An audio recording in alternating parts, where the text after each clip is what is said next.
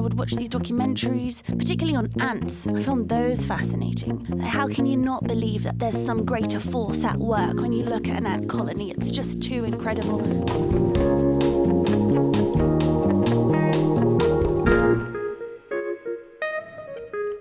I am so excited to sit with Mia Goth right here. I've been waiting for this. Thank you so much for taking the time. You're mesmerizing in Frankenstein. You should not go near it. It. Yes. I believe there is life in it, but not the spark of intelligence that I had intended. Perhaps not as you understand it. Something went wrong. A blockage, a suture, a connection. You, the great Victor Frankenstein, you made a mistake. The creature knows but one word and one word alone. Victor, Victor, Victor, Victor. Just parrots it without rhyme or reason. Perhaps for the time being, that word means everything to him. You're very busy. Like, you're the new muse of Dior, you're in Star Wars, you're like, where am I catching you in your journey? Hi. I am in the middle of filming Star Wars, promoting Frankenstein, and I have my 3-year-old. So there's a lot going on, but I love it, and I'm so happy. And it's a very busy time, but none of it feels like work. Just feel very grateful for where I'm at right now. Well, I loved your gown at the Governor's Awards yesterday. It was magnificent. I assume that was Dior. It was beautiful. Yeah, it was. Jonathan Anderson designed it, and I adore him, and I think that his work is truly so beautiful, and I've never felt better, actually, than when I'm wearing one of his dresses. It was gorgeous. Okay, first thing I want you to do is to say your whole name, your beautiful Portuguese name for me before I butcher it. It's Mia Gypsy Melo da Silva Goth.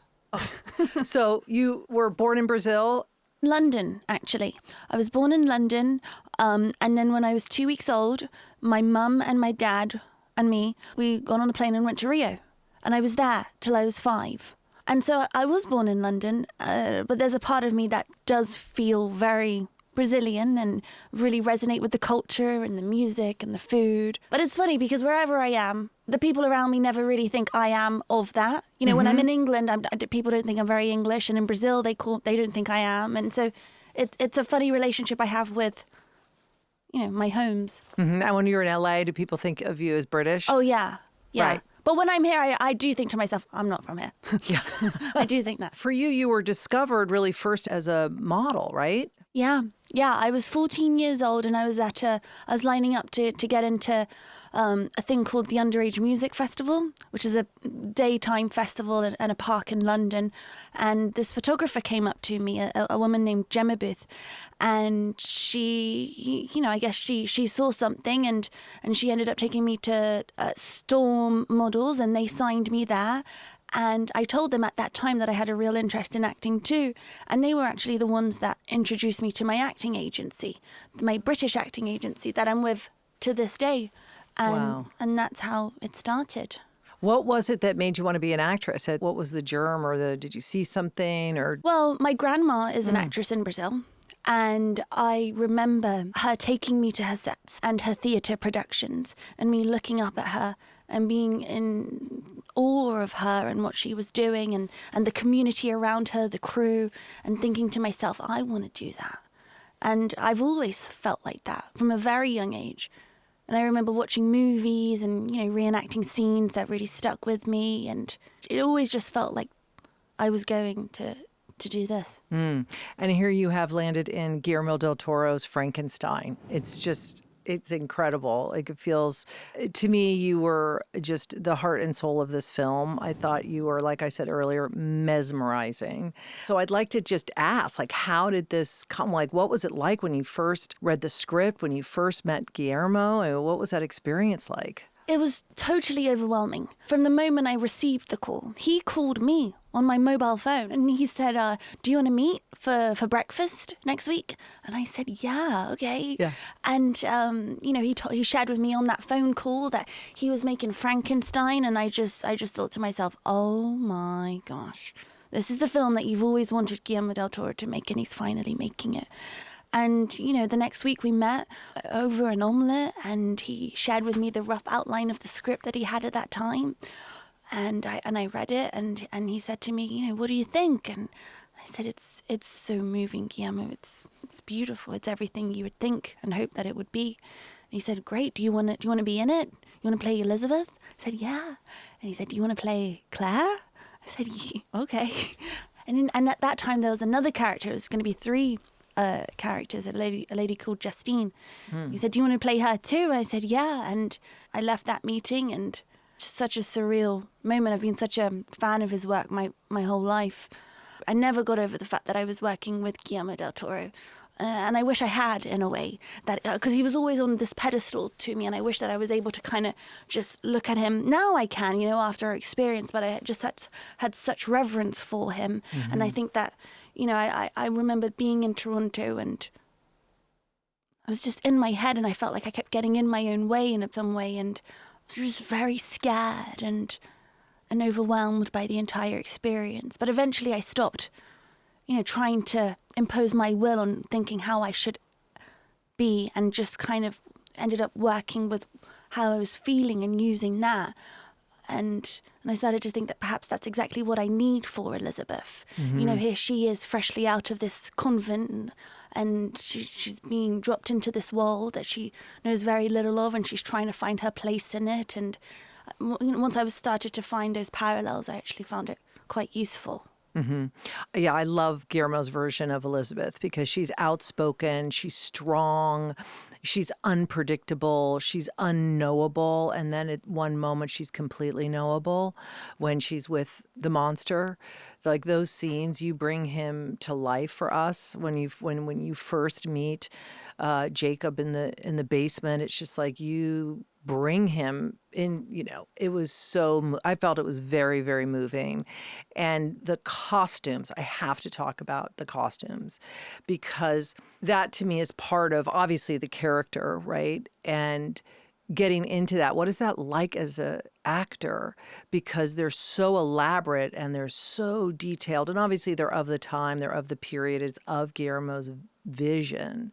But as an actor, your movements are really constricted by what you have to wear, and the veils and the jewels. Can you just talk to me a little bit about how that process was for you? Well, first of all, Kate Hawley, incredible costume designer. She's a genius. When I landed in Toronto and met her, you could almost see her buzzing with the excitement and the inspiration that she had. She would talk about the costumes, and it would bring her to tears. That's how connected she was and dialed into the work. And for this film, I really found Elizabeth and Claire from the outside in. Usually it's the other way around. I have an idea of who she is before ever boarding a plane to wherever it is we're shooting. But this time around, once I was in those costume fittings, and Guillermo would join us for some of them, and we would discuss, and I would see what they were thinking in terms of the fabrics and the patterns, and how that pushed the narrative forward, and how it was explaining Elizabeth and her connection to the creature, and whether that be to Claire. It totally blew my mind, and I'd never really appreciated the power of costume and what a tool it is in pushing a narrative forward. And it's just totally opened my eyes. And they were exquisite. And it was a real honor to be able to even wear something like that. It was a lot. It would take about 45 minutes to get into one of these dresses. And my movement was extremely limited after that, and I couldn't.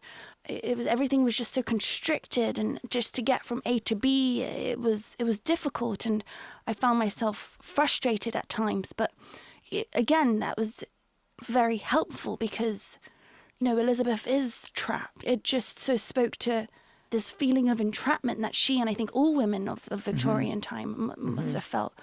And so again, I learned so much on this movie, more than I ever have. And one of the things that I take away from it is just use whatever's coming to you. And so if I'm feeling kind of constricted in these costumes, it's for a reason, and use that rather than trying to micromanage it in some way. It's interesting you talk about Claire as the mother of Victor, right? You're playing these dual roles and basically omnipresent female energy in the film, right? And this obsession between the brothers, right? So Victor Frankenstein and William, the younger brother. And William, which I found was so interesting, and I've seen this film many times and love it. One thing that I kept thinking of is like, oh, well, William never knew his mother. And it's so interesting what Guillermo is doing here, because he's going to wed, obviously, Elizabeth, and that's his female figure. And Victor, who is obsessed with his mother, right? You're playing her as well. And then this kind of weird triangle where you, as Elizabeth, Victor, he can't control you and he becomes more and more obsessed the less he can control you. And it's just such an interesting dynamic that's playing out without words. Yeah. Guillermo is a genius. Yes. I watch the film and we do these panels and we're talking about the film and promoting it, and he's revealing things that I wasn't even aware of. He's just operating on a totally different level. He is a master of this craft, and I think Frankenstein really is showcasing Guillermo at the heights of his powers. He has also been completely obsessed with this story, with Mary Shelley, with the characters his entire life. So he's had a lifetime, decades to think about this and really just ruminate on it and fine tune. The film is exceptional. I want to talk about the scene when you first meet Jacob. And we as the audience see this other side, right? We see this humans, like I said earlier, you bring him to life for us. And the gloves, again, it's working the costumes, just that touch, the lace. Oh, incredible scene.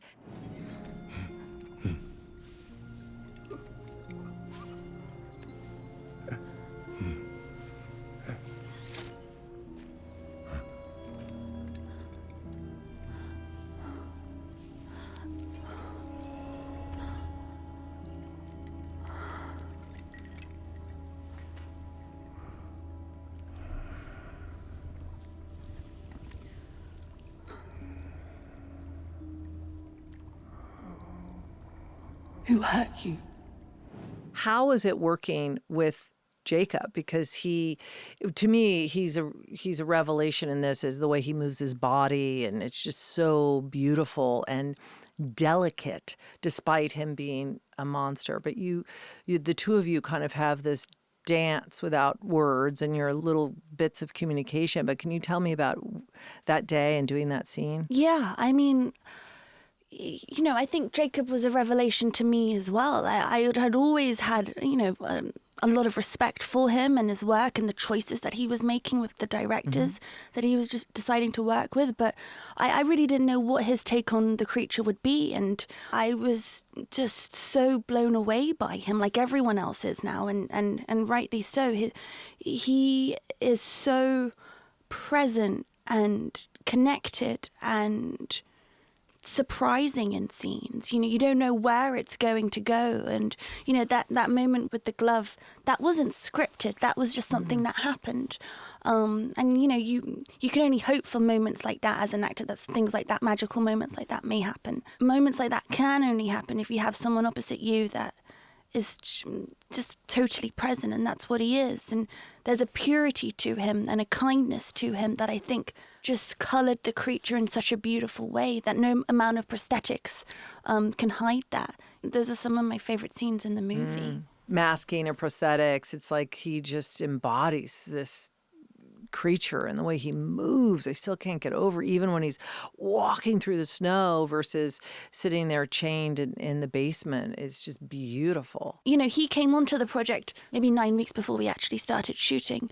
But I remember thinking to myself, oh, well, of course that's how the creature comes about. This figure that's been a part of our culture for the last 200 years. He's not someone that's going to be attached to the projects for 18 months. Of course he comes at the 11th hour. This is perfect. And it really was. He's done an exceptional job. How is it to be directed by Guillermo? Feels like a big hug. It's so supportive. It really is. It really is. He really kind of analyzes you and figures out what kind of an actor you are and what it is that you need to make the best possible work. And he adapts to that. And I think that's a sign of a great director. And for me, personally, things have to feel somewhat real. I need to smudge the line a little bit between action and cut.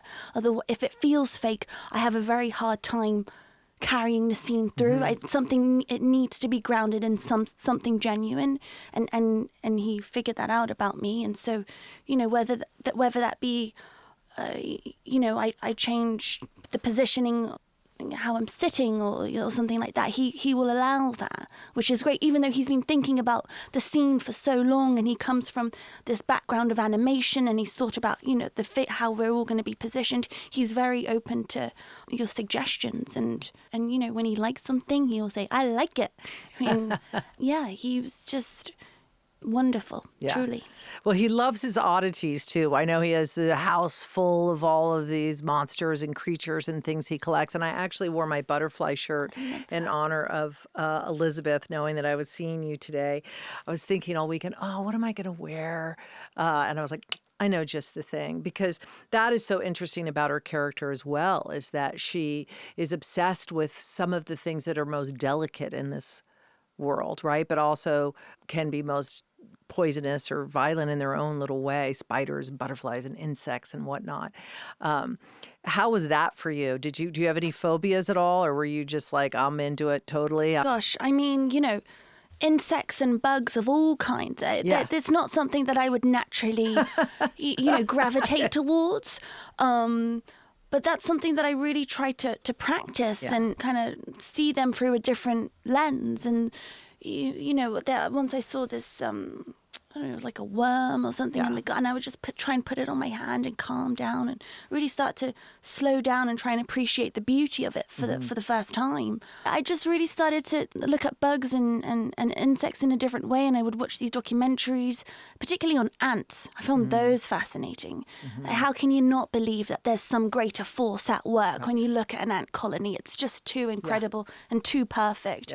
So that was a really fun part of the prep. And it's so part of her, too. It's so part of her character, right? That she would be obsessed with these tiniest, most vulnerable of creatures. And that's also Guillermo. It's incredible. I did see a lot of Guillermo in Elizabeth. And I felt as though I got to really understand Guillermo in a very intimate way.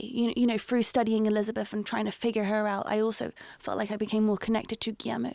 I think one of his love languages, books, and so he would send me all of these books that he was reading in preparation for Frankenstein. So I got a real good understanding of, his interests and curiosities, and that was cool. Yeah. Did you have a particular favorite costume? Because they are all magnificent. I mean, they're all extraordinary. Oh, gosh. Maybe the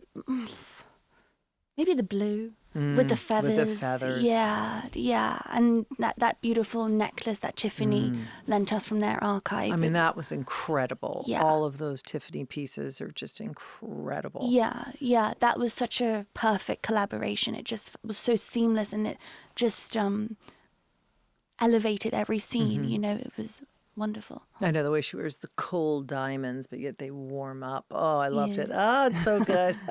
We could go down and talk about it forever and ever. How has it been for you to just see the response of this film and to be on this tour? It's a pretty big deal. Yeah.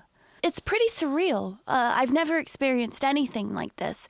I love how much audience members are really resonating, connecting to the movie. And it's so special, and more than anything, I'm just so happy for Guillermo.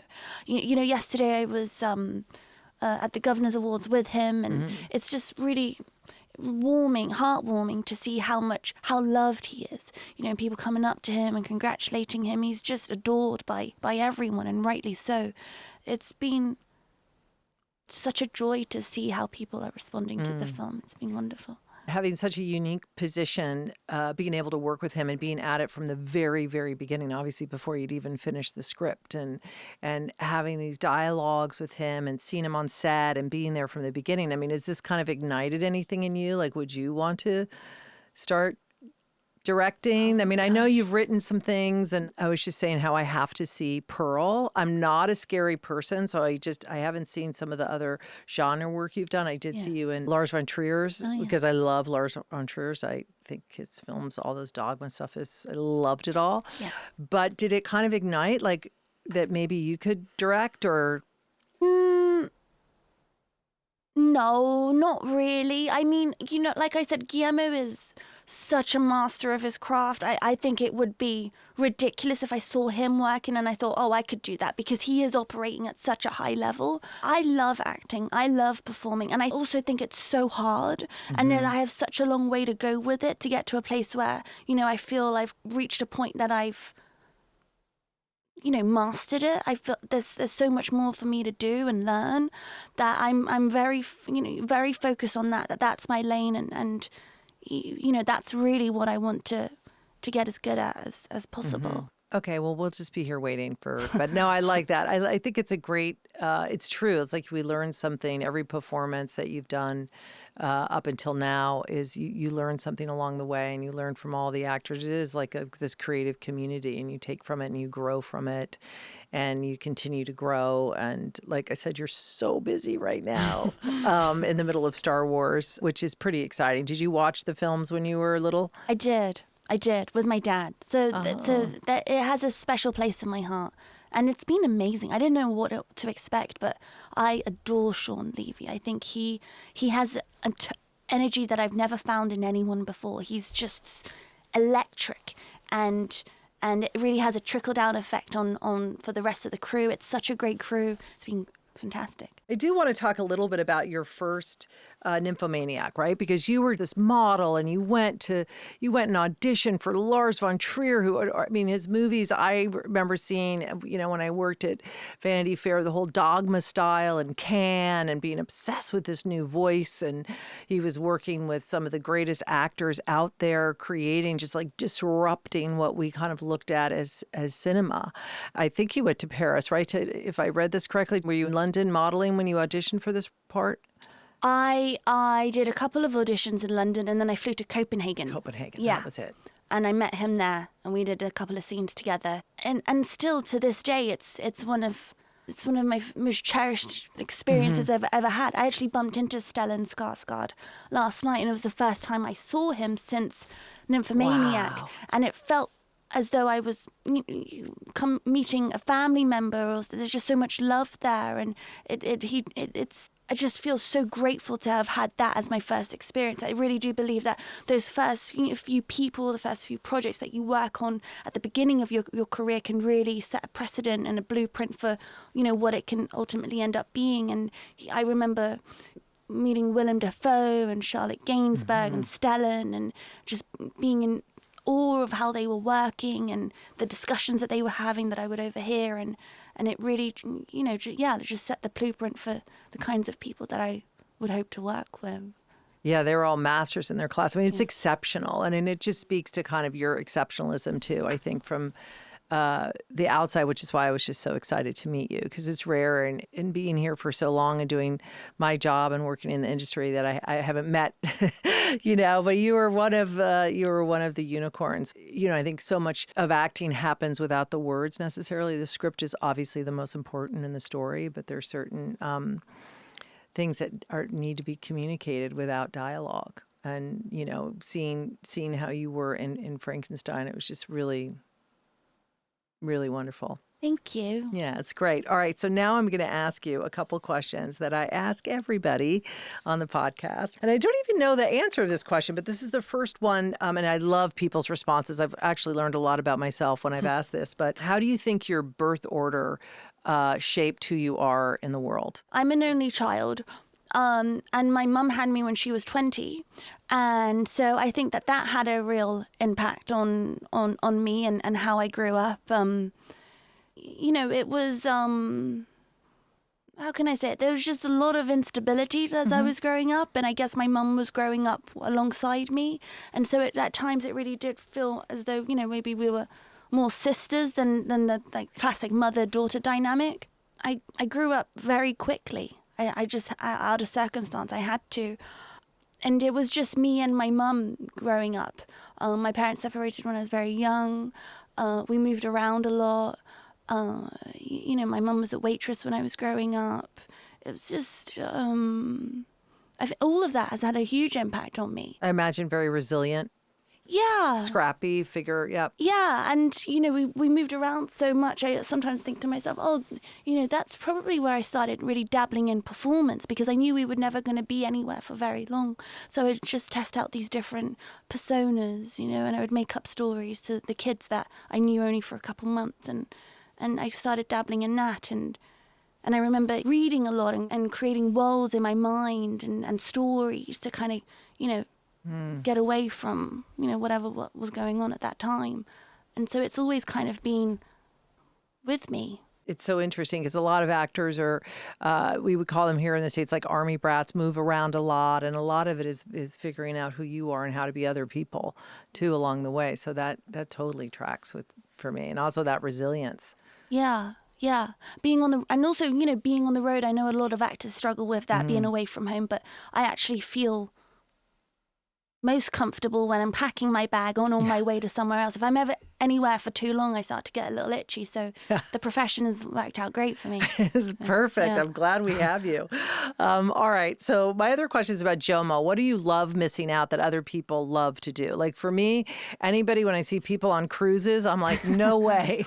I'm glad you all are having fun. That is not me. I'm so happy to sit here on land. So is there anything in particular that you love not having to do that other people love? Oh, gosh. Probably just staying out late, it's not something that is interesting to me in any way. Whenever I get a text and someone has to cancel plans, I'm secretly so relieved. I'm such a homebody, I love to be home and watch something or cook something. Yeah. So pretty much anything social.